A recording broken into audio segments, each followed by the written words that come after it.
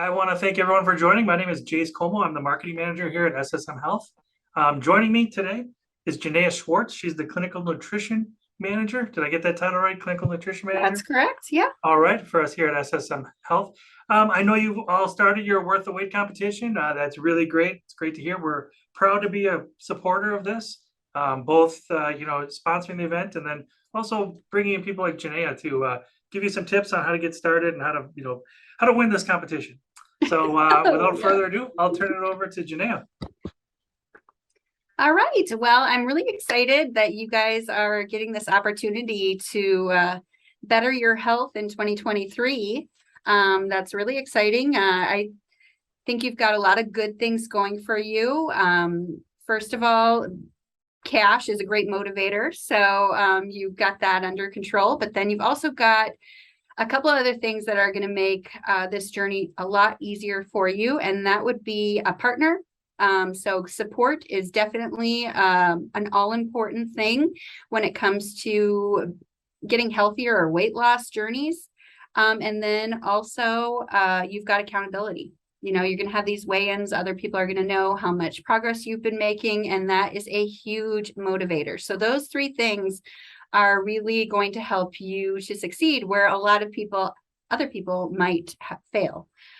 So I'm just going to give you a few tips that I think are helpful in a weight loss journey. I know a lot of people often turn to fad dieting or just starving themselves, and really that's not what that may actually produce a weight loss, but it may not make you a healthier person in the long run. And really that is what your goal should be, really, to become a healthier you in the long term.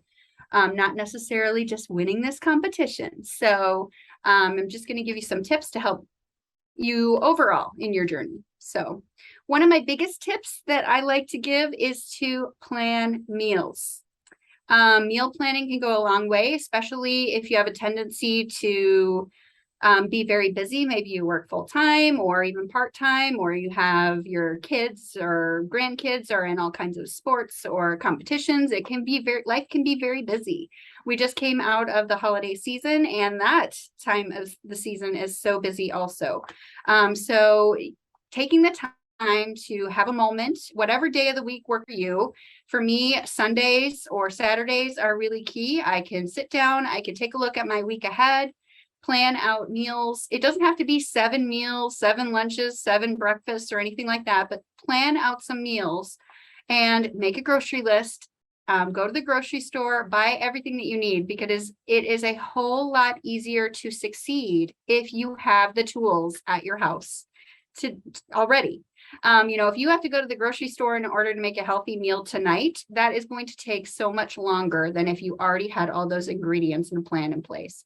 Otherwise, it's very easy to just stop at a fast food restaurant or a Quick Trip or something like that to grab something. Even Festival, salad bar or the grab and go area. It's so easy to just stop and grab something that's already prepared. And that stuff is just not going to be as healthy for you as if you home cooked a meal. So planning is really key. The other thing I like to talk about is always try to use a smaller plate if you can. So even if you're replacing a dinner plate that is a 12-inch size with a smaller salad plate or something like that, if you can portion that plate out into 4 quadrants and have one section where you have a small portion of protein, so about the size of the palm of your hand or a deck of cards for your protein, then have a quarter of your plate with like a carbohydrate food. I mean, carbs are not bad for us necessarily. It's just we eat way too many of them in general. So if we can keep our portion size smaller, a small potato, a small amount of rice or pasta, not a whole half a plate full or a whole plate full. That's where it really becomes a problem. And also try to make it whole grains if possible. So brown rice instead of white rice, whole wheat pasta instead of white pasta, whole wheat bread instead of white. That will help keep you full longer, and because that's just more difficult for our stomach to break down. So having those whole grains is helpful. And then fill the the rest of your plate with vegetables. That really helps keep you satisfied. And when you look at a full plate that is a small plate, you are much more satisfied than if you look at a big plate with small portions. We eat with our eyes, and our eyes will probably tell us that's not enough food.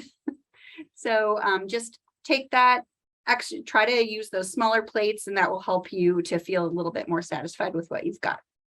Another thing I always like to encourage is, we talked about it already a little bit, is cut those portion size back.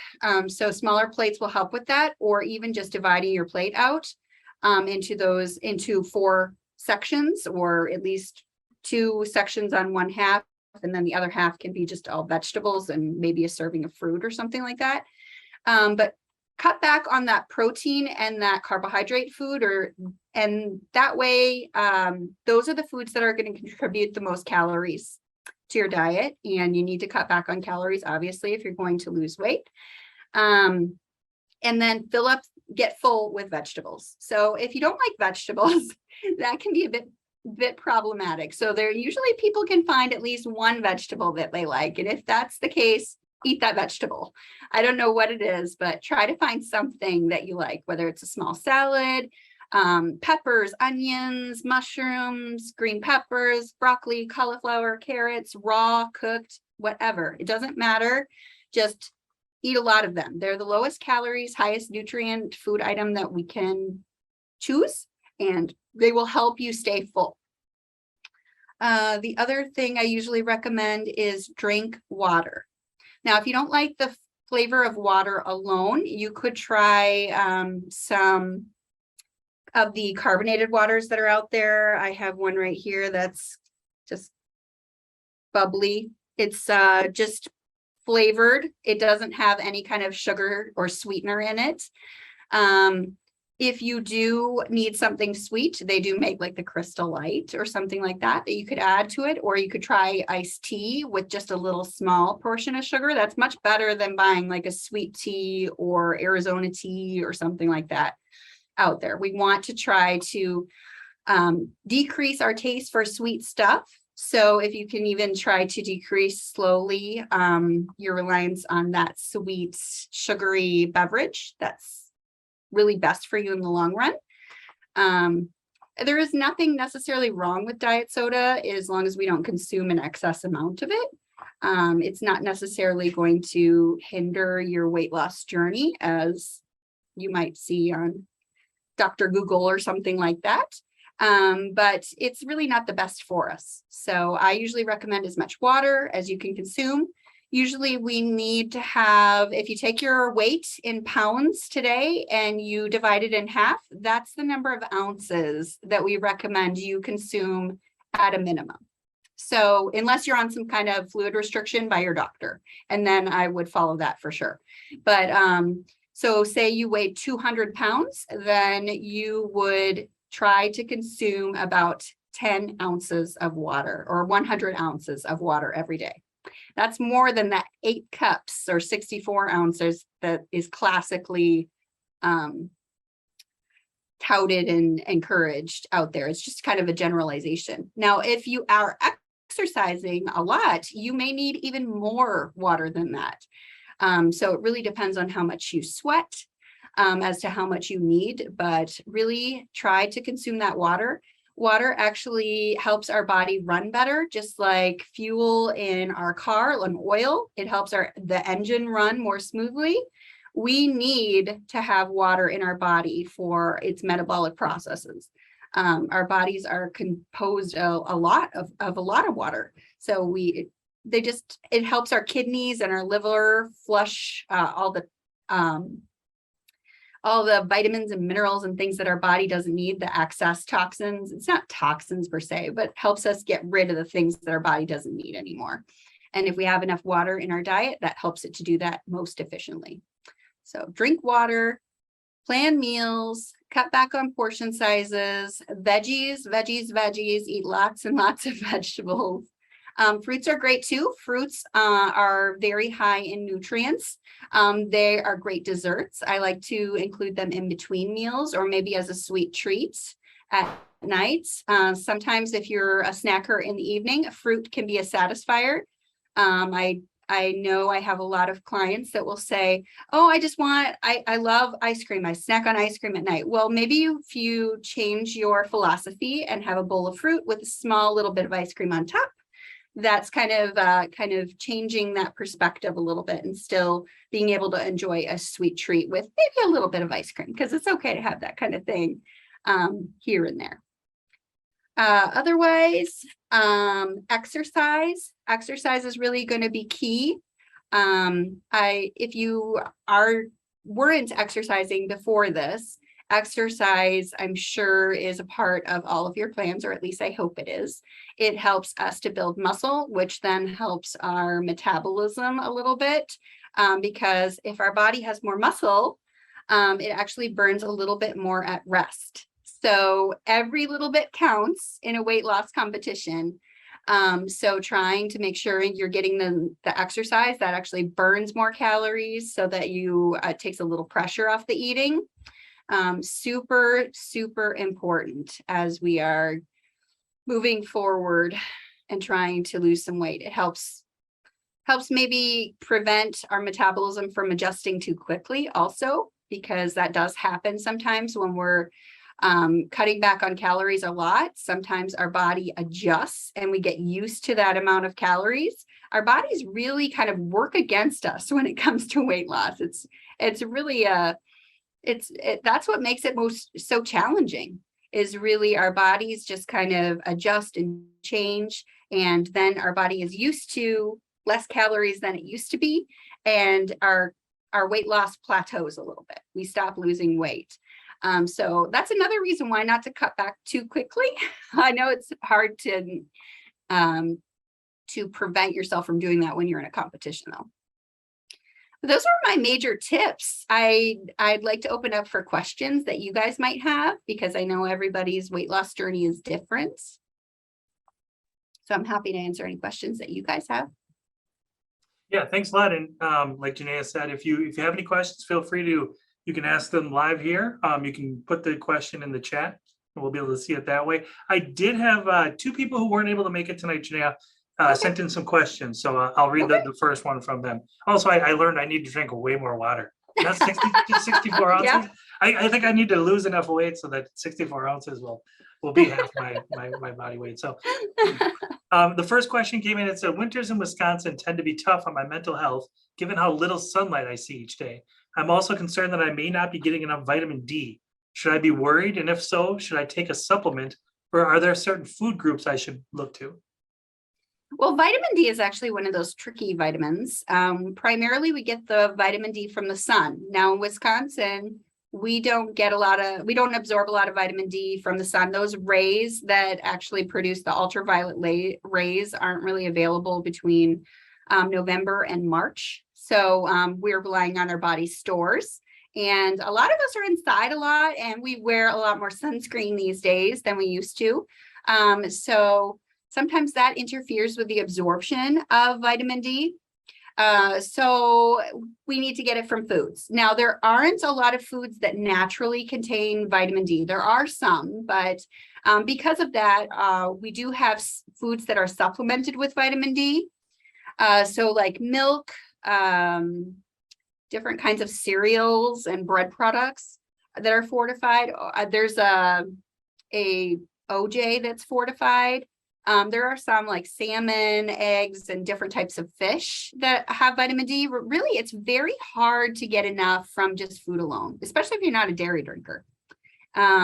So instead, I usually recommend a supplement. It's not, you don't need that much, 600 to 1,000 international units per day. And I recommend vitamin D3. So cholecalciferol is what it's called, but it'll say vitamin D3 on the bottle. If you feel like you need it. If you get a lot of sunlight during the summertime, you might not need it. You could also have your doctor check your levels. Many people in Wisconsin don't have enough to get through the entire winter months on their stores. All right, excellent. Anybody in the chat or anybody in the the audience there have any questions for Janeah? Oh, I've got a few more. So Sure. I'm not letting you out that quick.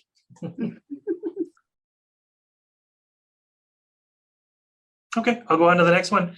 What are the healthy fats that I should be eating, and what foods can I find them in?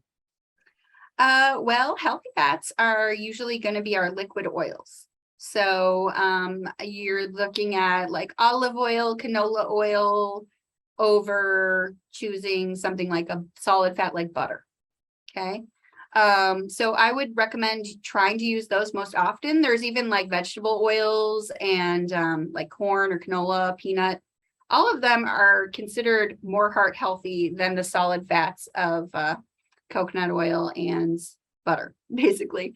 There is some controversy about coconut oil, but I wouldn't replace liquid oils with coconut oil. If anything, I would replace butter with coconut oil to try to reduce that cholesterol impact. But for the most part, I usually recommend trying to choose leaner meats and try to focus on those liquid oils like olive oil, canola oil, that kind of thing.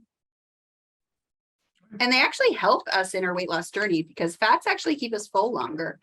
We used to talk about really low fat diets, and that actually kind of made people turn to more carbohydrates. And even if you look at a lot of fat-free products, they actually have more sugars and things like that added to them than the real stuff. You know, like if you look at fat-free sour cream as opposed to real sour cream, you know, maybe if you could just reduce your portion of sour cream and make sure you're not adding too much, it might be just fine for you to have a little bit of that. Or, you know, peanut butter and nuts, those are full of healthy fats. So they actually can help be great snacks, or you can add them as a protein or a fat to a salad. All good ways to get in some extra healthy fats. All right, excellent. Another one, you kind of touched on this a little bit, but the question is, she wrote in, my teammate and I want to win the competition, but I don't want to lose too much weight too quickly. What is a safe and healthy amount of weight to lose? So I think this competition is 3 months long. So Yes. what, you know, I know everyone wants to win, but what's a safe amount of weight to lose? I usually say anywhere between 0.5 to 2 pounds a week. So in a month, that would only be 8 pounds. Now, some people see a fairly rapid decline at the beginning of a weight loss competition. That could be their body balancing out their fluid a little bit. But I wouldn't expect that to continue through the whole competition. So if you do see that happen right in the beginning, and then you start to see your weight loss tapering off, there may be even weeks where you don't lose a thing. Don't get frustrated, because really it takes a lot of effort just to lose 1 pound or a half a pound. It is a lot. And it could just even be our normal body fluid changes that occur even month to month, different time of day, different clothing. All of that stuff can make a difference in those weights. So don't get frustrated. You might see a way where you don't lose anything, and then the next one you might be down 4 pounds or something like that. So usually it evens out, but something around in between the 0.5 to 2 pounds is considered a safe weight loss. All right.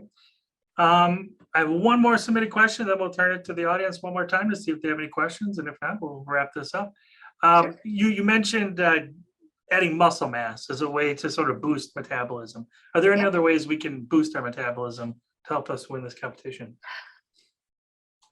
Unfortunately, not really. I mean, when it comes to metabolism, what we're talking about is actually what people are talking about is our basal metabolic rate.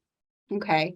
It's not necessarily our metabolism. Metabolism is the rate at which we break down food. Okay. That's a process of metabolism. But what people are talking about when they say metabolism is their basal metabolic rate, or the rate at which their body actually uses energy.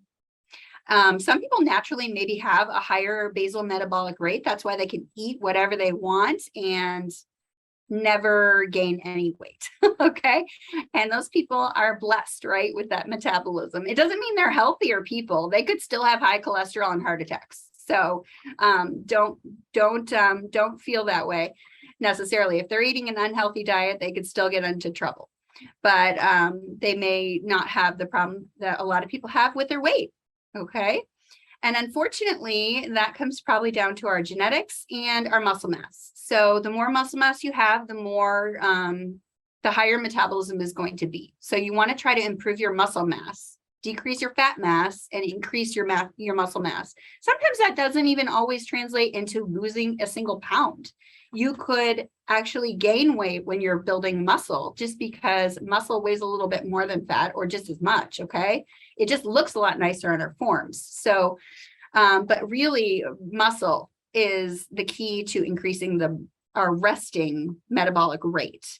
Which is what most people want to try to do. But exercise is really key. I mean, even the rate at which our body uses exercise or our nutrients or energy is greater even in the period of time following a workout.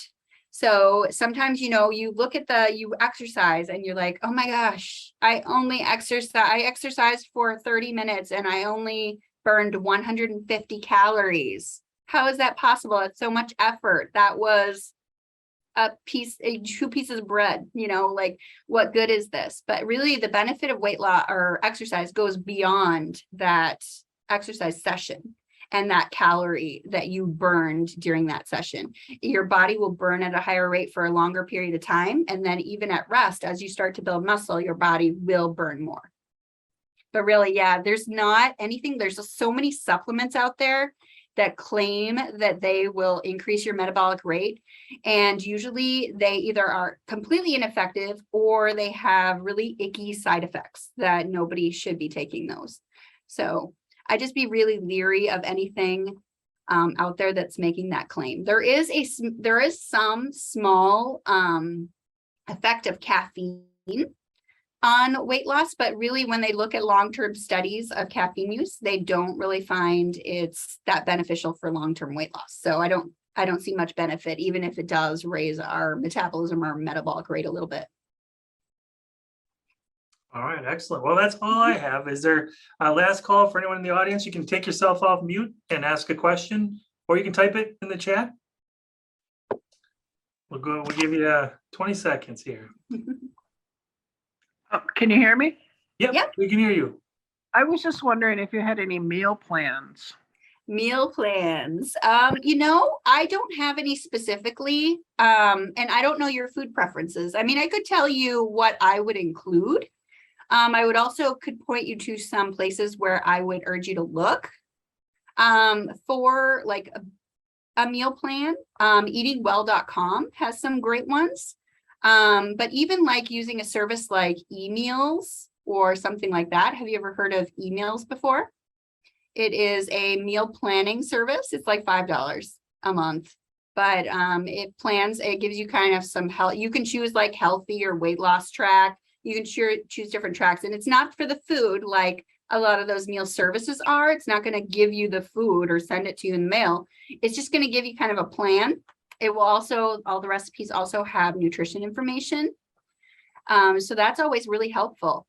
For a meal plan, I usually suggest, taking our plate and dividing, expecting to have, protein, a small amount of carbohydrate, a small amount of protein, and fruits and vegetables. Planning to have those every meal, 3 meals a day is what I usually suggest. If you don't eat large meals like that, then you can separate some of those categories out into like an extra like snack. So say you don't eat vegetables at breakfast. Well, you can have vegetables as a snack in between breakfast and lunch. Okay. And that's really how I would plan a meal. Like if you have a casserole or something like that, then I would suggest taking that casserole and just having it in a small portion of your plate, and then having like a big amount of vegetables on the side as a bonus. Okay. You can eat your regular food and lose weight. You don't have to change every single recipe that you own. You can do it. You just have to portion it out better. Cut those portions back so they're smaller. So it doesn't have to be some meal plan that, you eat the same thing all the time. That's boring, and most people can't sustain that. All right, great question.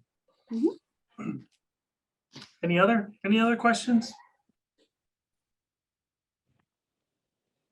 So if I take broccoli and I load it with butter and salt and maybe a bunch of cheese, It's That's not, probably not gonna be as good for you as like, say No. you put a little broccoli in the oven with olive oil and a little salt and pepper and roasted it. That would be great. it still sounds good. I could probably do that. All right, well, I don't see any other questions. Last call, anybody? All right, well, Janeah, thank you so much for You're joining welcome. us. For all the contestants, Janeah has been gracious enough to say she can meet with you one-on-one if you haven't, any questions for her. I think you all have my email, so just go through me and I can connect you with Janeah. But thanks a lot. We really appreciate it. And to everyone who showed up, thank you so much. Good luck. Good Thank you. luck. Yes, And, good luck to everyone. yeah, I can't wait to see who wins this. So Yeah. thanks for coming, and we'll talk to you later. Thanks. Thank you. Thank Bye. you.